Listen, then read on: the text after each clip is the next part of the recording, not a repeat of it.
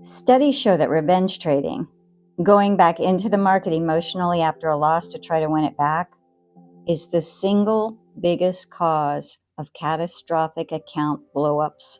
Not bad strategies, not bad entries, not bad risk management rules, revenge trading.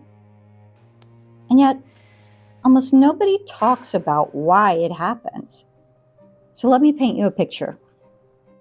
You're in a trade, it looks good, you've done your analysis, and then it goes against you. Maybe it stops you out cleanly. Maybe you exit early out of fear. Either way, you're out and you're down. And something happens that has nothing to do with money. You feel stupid. You feel wrong. You feel like you failed.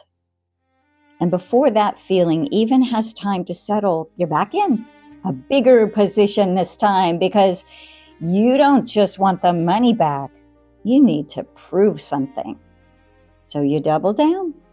You move your stop because you can't be wrong. You tell yourself, it'll come back. It has to come back. And when it doesn't, you go back in again and again and again until the account is gone. And you sit there in the wreckage wondering, what just happened to me? I'm going to tell you exactly what happened. I'm going to tell you from the inside because this is my story. Welcome back to the Healing Trade. I'm Devin. I'm a certified life coach specializing in childhood trauma, a Reiki master, and I've been actively trading options, stocks for 13 years and futures for the last 2 years.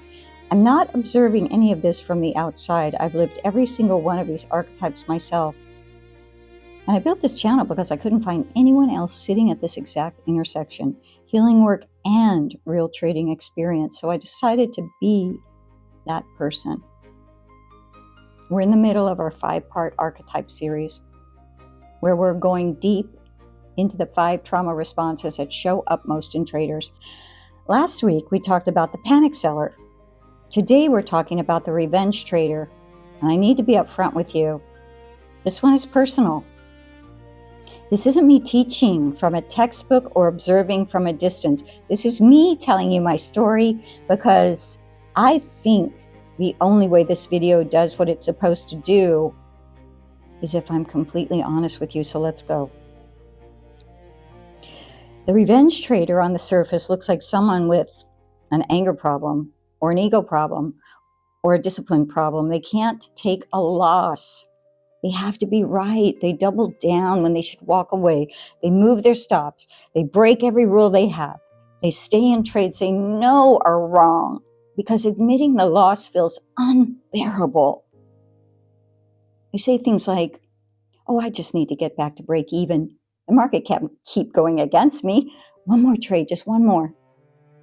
And they don't stop until they're stopped by the account, by the margin call, by the number hitting 0. From the outside, this looks like a lack of discipline. From the inside, it feels like something is driving you that you can't explain and can't control. Because something is driving you, and it started long before you ever placed your first trade. The revenge trader isn't fighting the market. They're fighting something from their past.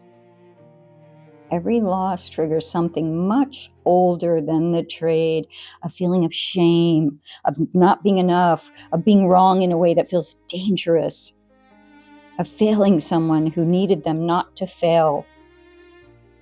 The market becomes a proxy for something that was never resolved. And the desperate need to win the money back is really a desperate need to prove something to someone. And here's where I have to get personal with you. I grew up watching my father gamble, not occasionally, compulsively, in the way that swallows families whole, in the way that leaves a child watching money appear and disappear with no logic, no warning, no safety. And I watched my mother carry that. I watched what his losses did to our family, what they cost us, what they cost her. And somewhere in that little kid watching all of that, a belief got installed, a mission almost. I will fix this.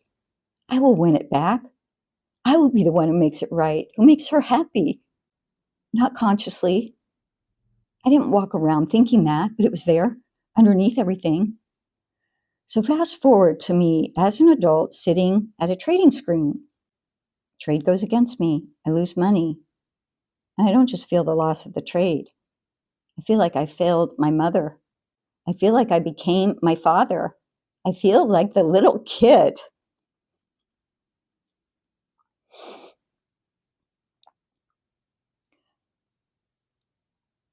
who couldn't fix what was broken is back, and she's panicking. So I got back in, bigger, harder, more desperate, not to win the trade, to win back what my dad lost, to prove I'm not him, to show my mother, to show myself that I'm different. And one day recently, it hit me like a freight train. That's not even my hat to wear. My father's losses were never mine to fix.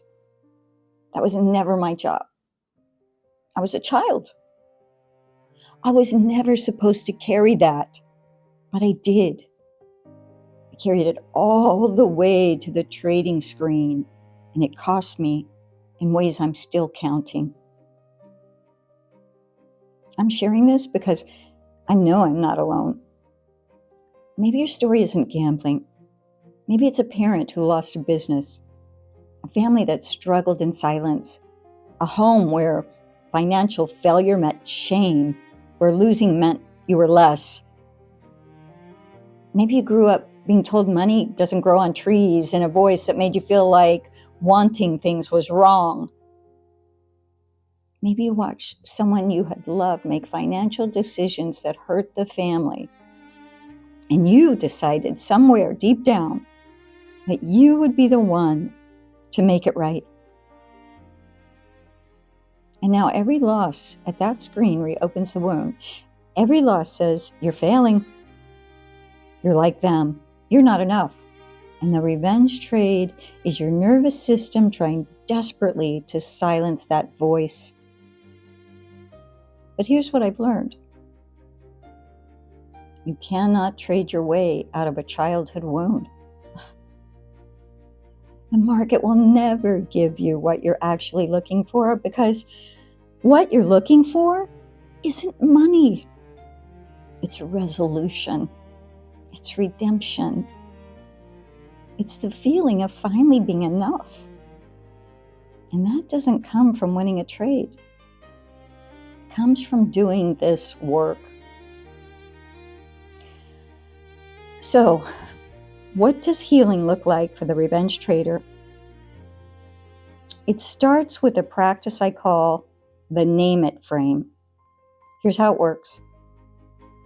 The next time you take a loss, before you do anything else, I want you to open a notebook, physical paper, and write down the answers to these 3 questions.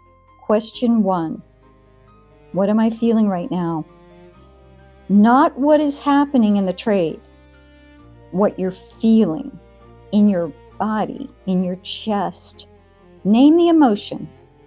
Shame, anger, panic, humiliation, whatever it is. Write it down. Question 2, how old does this feeling feel? Again, not how old you are, how old the feeling is. Because if it feels like it belongs to a 10-year-old, it probably does. Question 3, who am I really trying to prove something to right now? This is the hard one. Sit with it. Don't rush it. The answer that comes up, that's your work. That's where the wound lives. You don't have to solve it in that moment. You don't have to heal it all at once, but naming it, seeing it clearly. Put your adult self back in the driver's seat and the little child back in the car seat. They're no longer driving the bus. And from that place, you can make a different choice. You can close the platform. You can walk away, not because you have more discipline, but because you're finally responding from the present instead of reacting from the past. That pause, that notebook, those 3 questions, that's the beginning of reparenting for the revenge trader. That's the beginning of putting down a hat that was never yours to wear. If today landed for you, if you felt something shift when I talked about trying to win back what was never yours to lose, I want to point you to the place where that work begins. Week 1 of the Healing Trade course is called Trading from the Wound. That's exactly where your story lives. That's where we name it, see it clearly, and begin the process of setting it down. Because you cannot trade your way out of a childhood wound, but you can heal it.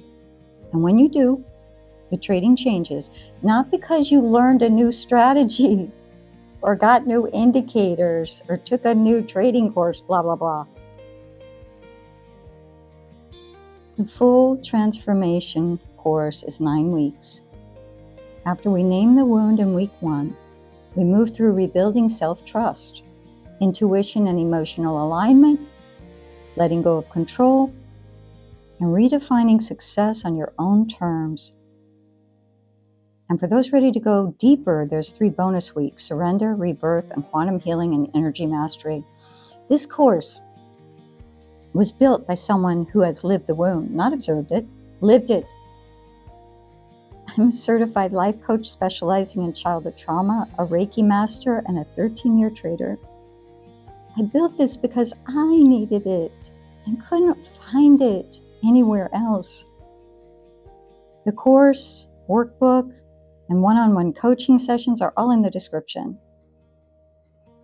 Also, if you're ready for community, people who understand exactly what you're going through, Overtraders Anonymous meets twice a week online.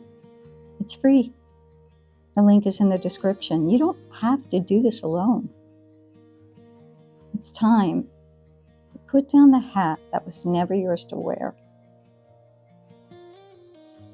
Next week, we're talking about the 3rd archetype. And in some ways, this one is the quietest and the loneliest of all 5. The freezer. The trader who sees the setup perfectly, who does all the analysis, who knows exactly what to do, and then can't pull the trigger. They sit there and watch the trade set up, print, and move without them over and over, paralyzed by something they can't name. If that's you, I see you. And next week, we're going to talk about exactly where that comes from. Subscribe so you don't miss it. And if today's video moved you, please share it, not for the views, but because someone in your life needs to hear that their worst trading moments aren't a character flaw. They're a wound, and wounds can heal. Drop a comment below. Tell me what came up for you today. I read every one. And remember, the most important trade you'll ever make is the one you make with yourself. I'll see you next week.